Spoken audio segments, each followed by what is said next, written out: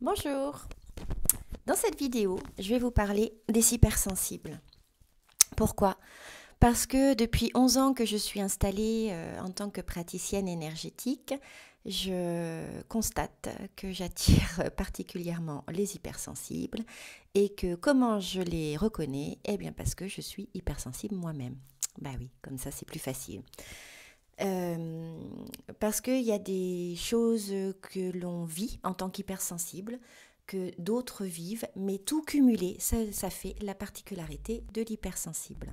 Donc je m'appelle Priscilla Châtaignier, je suis énergéticienne à Mortagne-sur-Sèvre. Ça fait plus de 12 ans que je pratique le Reiki, qui a évolué maintenant par des soins spécifiques justement d'accompagnement à des personnes qui passent des paliers et qui ont besoin de débloquer les choses. Et au fur et à mesure donc de ces rencontres et de ces rendez-vous, je me suis rendu compte que bien souvent, il fallait que je fasse prendre conscience aux gens qui faisaient partie de l'équipe des hypersensibles. Alors j'aime pas trop les cases, hein. Moi c'est pas trop mon truc. Pour ceux qui me connaissent, vous le savez. Par contre, il faut reconnaître que c'est utile parce que la particularité, entre autres, de l'hypersensible, c'est de se sentir à part des autres. Alors évidemment, il y a des personnes sensibles, des personnes émotives qui se sentent à part des autres. L'hypersensible va plus loin que ça, c'est qu'il se sent pas normal. D'accord? Alors, on est tous différents, c'est ce qui fait la richesse du monde. Mais lorsqu'on a cette sensation de ne pas être normal, ça peut être envahissant et ça peut être déstabilisant au point de se sentir moindre et du coup d'être coincé dans sa vie. Comment savoir si on est hypersensible? Maintenant, vous pouvez voir sur Internet, on peut répondre à différentes questions. Ce qui fera la différence, c'est de pouvoir associer différents points. Parce que vous pouvez être émotif, vous pouvez avoir le sens du partage, vous pouvez avoir une audition euh, développée sur certains bruits, au point que certains bruits sont vraiment gênants, jusqu'à se boucher les oreilles. L'odorat qui peut être développé, avoir une extrême sensibilité et savoir au premier coup d'œil ce dont l'autre a besoin, donc une empathie qui est très développée aussi. Alors évidemment, avec la richesse de l'humain et de ce beau véhicule terrestre qui transporte notre âme, on a des qualifications comme ça, ou je ne sais pas comment on peut dire, des adjectifs, je ne sais pas trop. Mais enfin, en tout cas, on peut se reconnaître dans tout ça, évidemment. Il y en a qui sont émotifs, il y en a qui sont sensibles, il y en a qui ont, au niveau auditif, qui peuvent être gênés par certains bruits. Alors, évidemment, vous pouvez retrouver ces points-là. Ce qui va faire la différence dans l'hypersensible, c'est que vous allez avoir tous les points. Et dans l'hypersensibilité, il y a des degrés différents aussi. Euh, Vous allez pouvoir aller jusqu'à un espace que ouais, j'en parlerai dans une autre vidéo, je pense. Mais après, on peut aller sur des hauts potentiels où là, c'est encore autre chose. En tout cas, voilà pourquoi je fais cette vidéo, parce que cette semaine encore, j'ai eu l'occasion, pendant mes rendez-vous individuels et pendant un atelier, d'avoir et de ressentir surtout la nécessité d'expliquer à la personne qu'elle faisait partie des hypersensibles. Euh, En boostant un petit peu. Parce que aussi, il y a quelque chose que j'ai remarqué chez l'hypersensible, et moi je l'ai vécu pendant 35 ans, avant de comprendre que je vivais ça comme ça, c'est qu'on a tendance à se victimiser. On subit la vie avant de comprendre notre façon de vivre. Évidemment, puisqu'on se trouve anormal. Donc, les autres, eh ben, ils sont différents de nous, et nous, comme on ne prend pas les choses comme les autres, c'est qu'on n'est pas normal, et donc on subit la vie. Alors, si je peux aider, et c'est vraiment mon souhait, c'est de partager et d'aider les autres à se trouver, à se comprendre. Et plus on se comprend et plus on avance.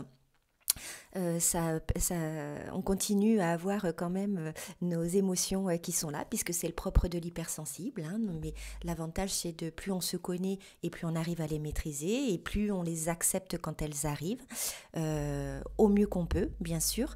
Et voilà, si je peux aider dans ces cas-là, puisque les personnes, c'est souvent les premières choses que je repère, c'est dans leur façon de voir la vie et de la façon dont ils me parlent des autres.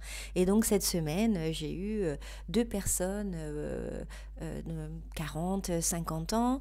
J'en ai eu une autre plus jeune à qui j'ai révélé, et je lui ai dit: tu vas mener ton enquête, parce qu'on ne sait jamais mieux que par soi-même. Donc tu vas mener ton enquête avec les différents points que je t'ai donnés, et tu vas voir si tu es hypersensible. Alors l'hypersensibilité, ça ne veut pas dire qu'on est plus ou moins que les autres, ça veut juste dire qu'on a certaines attentions et précautions à prendre envers soi-même. Parce que oui, on peut être vite blessé, on est facilement susceptible, parce que la moindre réflexion, une réflexion qui paraît complètement anodine pour quelqu'un, eh bien nous, ça va être compliqué de la gérer, parce qu'on le prend en plein fouet. On est souvent ce qu'on appelle des écorchés vifs. Alors, ça, c'est pour peut-être vous mettre sur le point de vous reconnaître dans cette hypersensibilité-là. Par contre, ne vous enfermez pas là-dedans, parce qu'on arrive à évoluer. Entre le moment où, à 35 ans, j'ai compris que j'étais victime de ma vie, merci à la personne qui me l'a fait comprendre, qui était un intervenant lors d'un stage, où il a simplement posé la question est-ce que quand il vous arrive quelque chose dans la vie, vous avez tendance à vous dire rapidement « pourquoi moi ?» Vous savez, un peu comme Calimero en fait. Et ben là, je me suis rendu compte que pourtant, moi qui étais une battante, qui ai toujours mené de front, que j'ai toujours fait en sorte de me relever, eh ben oui, j'avais tendance à me dire pourquoi moi. Et donc j'étais victime de ma vie. Alors ça a mis un temps, puisque c'était mon mode de fonctionnement. Il a fallu que régulièrement je puisse dire en moi-même, je change de mode de fonctionnement et j'accepte de changer de mode de fonctionnement, parce que j'avais pas du tout envie de continuer là-dedans, sachant que profondément j'avais confiance en la vie. Donc c'était pas logique et c'était pas cohérent. Alors voilà, essayez de voir là où vous en êtes.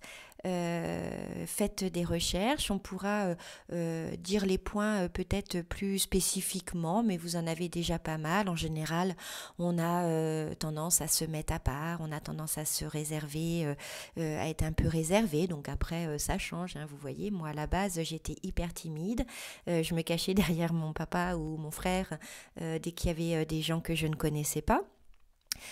Donc c'est des choses qu'on peut faire évoluer, parce qu'on est vraiment fait pour le partage, et tout en étant fait pour le partage, on a besoin de beaucoup de moments de solitude aussi.